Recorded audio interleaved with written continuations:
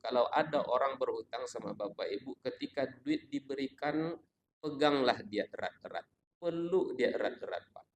Karena bisa jadi itu pertemuan terakhir Bapak dengan dia. Peluk erat-erat. Karena memang nanti kalau duit sudah diberikan ketika jatuh tempo, Bapak Ibu, itu biasanya ditelepon tak dia angkat, di WA tak dibalas. Katanya 1000 janji, ini proyekku di sana akan cair, ini gajiku nanti meledak, dan seterusnya. Janji manisnya luar biasa. Tapi kenyataannya di hari H ditunggu dia tidak datang, ditelepon tak dijawab, di WA tak dibalas. Sakitnya itu di mana Bapak Ibu? Bukannya di sini sampai ke ubun-ubun sakitnya. سبيل الدموع سبيل. Assalamualaikum warahmatullahi wabarakatuh.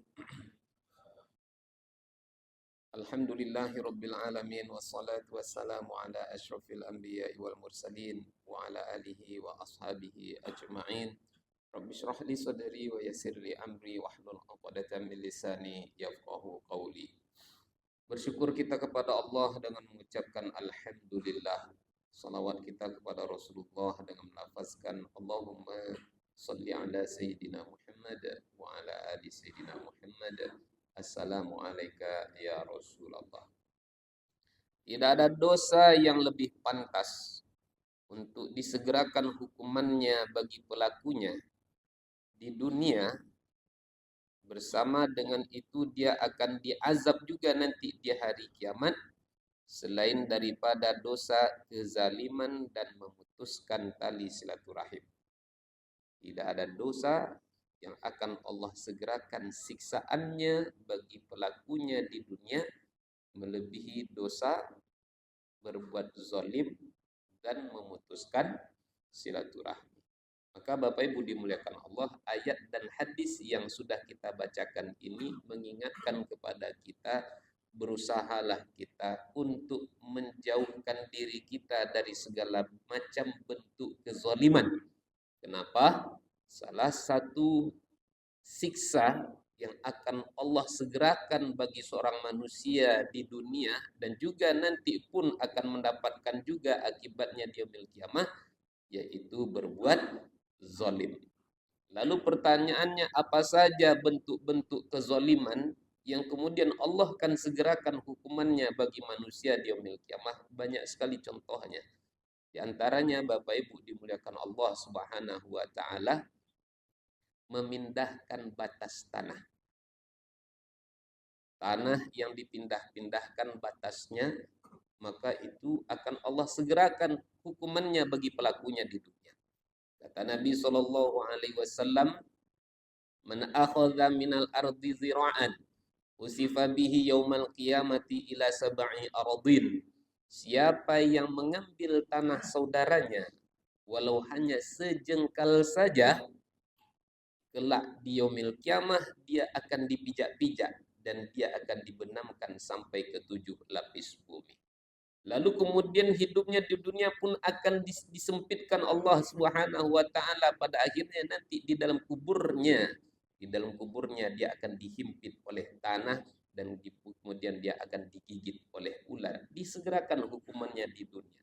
Tak hanya di akhirat sana. Ulahnya karena apa? Mengambil tanah orang. Orang hari ini tak sejengkal dua jengkal mengambil harta orang sampai berhektar-hektar. Ingat, Allah itu tidak tidur, Allah itu tidak lupa. Faman ya'mal mithqala dzarratin khairan yarah wa man ya'mal mithqala dzarratin syarran yarah. Yang kedua, bentuk kezaliman yang juga Allah akan segerakan hukumannya di yaumil kiamah itu apa? Menipu. Man wasyana falaysa minna.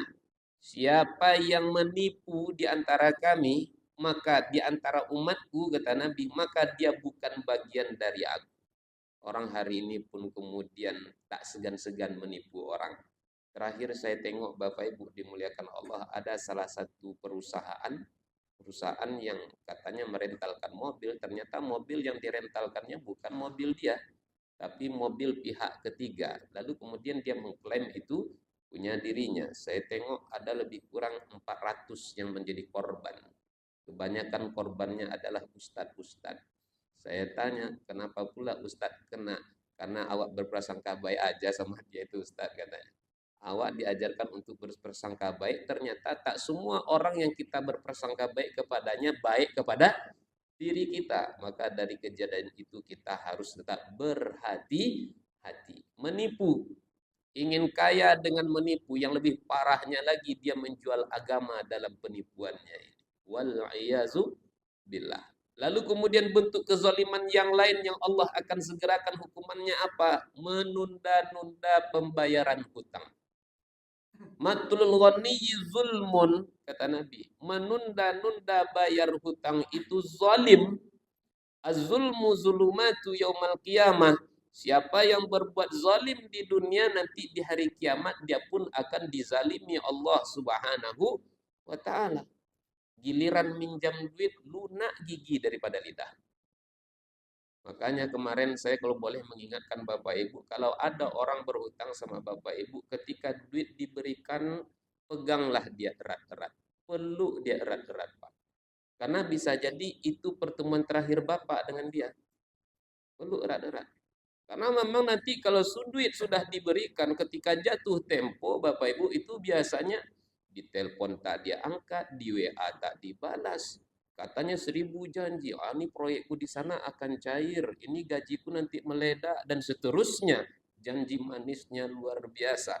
Tapi kenyataannya di hari H ditunggu dia tidak datang, ditelepon tak dijawab, di WA tak dibalas. Sakitnya itu di mana Bapak Ibu? Bukannya di sini sampai ke ubun-ubun sakitnya. Karena soalnya saya kena jadi korban juga soalnya. Nah, menunda-nunda pembayaran hutang itu zalim. Kita berharap orang lain bisa memaklumi kita, tapi kita tidak sendiri tidak mau memaklumi orang lain. Dibuat pula orang yang sudah menolong kita, dibuat pula orang yang sudah memudahkan urusan kita, persusah dia. Ini suatu kezaliman yang luar biasa. Lalu kemudian kezaliman yang lain Bapak Ibu dimuliakan Allah Subhanahu wa taala, merusak rumah tangga orang lain. Nah, ini juga zalim. Nah, ada hamnya nampaknya nih. Mengganggu istri orang, menggoda suami orang. Atau kemudian diadu domba. Kemarin ku tengok laki kau berjalan dengan seorang perempuan cantik, ku tengok. Asal-asal tuduh saja. Padahal Bapak Ibu dia berjalan bukan dengan perempuan lain, padahal dia berjalan dengan adik kandungnya sendiri. Atau bisa jadi dia jalan dengan istri keduanya kan. Ya kalau dia jalan dengan istri keduanya kan sah-sah saja. Tapi hati-hati. Mengadu domba rumah tangga orang ini luar biasa zolimnya. Nah Bapak Ibu dimuliakan Allah Subhanahu wa taala, kalau sempat karena usaha, karena ulah kita, ada dua orang yang sudah diikat dengan tali pernikahan, berpisah mereka, maka ingat, salah satu pekerjaan terhebat setan yang disebutkan di dalam Al-Quran itu apa? Yufarriquna bihi bainal mar'i wa zawji. Setan akan berusaha membuat dua orang yang sudah diikat dengan tali pernikahan supaya mereka itu berpisah. Jadi pekerjaan setan itu diantaranya memisahkan dua orang insan, memisahkan suami istri. Itulah diantara pekerjaan setan yang disebutkan di dalam Al-Quran. Jadi Bapak Ibu, kalau ada orang karena ulahnya orang lain berpisah, maka sesungguhnya dia adalah, tak saya yang sebut itu Bapak Ibu. Bapak Ibu, karena waktu kita yang terbatas, demikian dapat kami jelaskan. Mudah-mudahan Allah jauhkan diri kita dari segala macam bentuk kezaliman. Selamat kita di dunia, bahagia di yaumil kiamah. Kelak Allah kumpulkan kita semua dalam surganya dan mulia. Amin. Ya Rabbal Alamin. Wabillahi taufiq wal hidayah. Wassalamualaikum warahmatullahi wabarakatuh.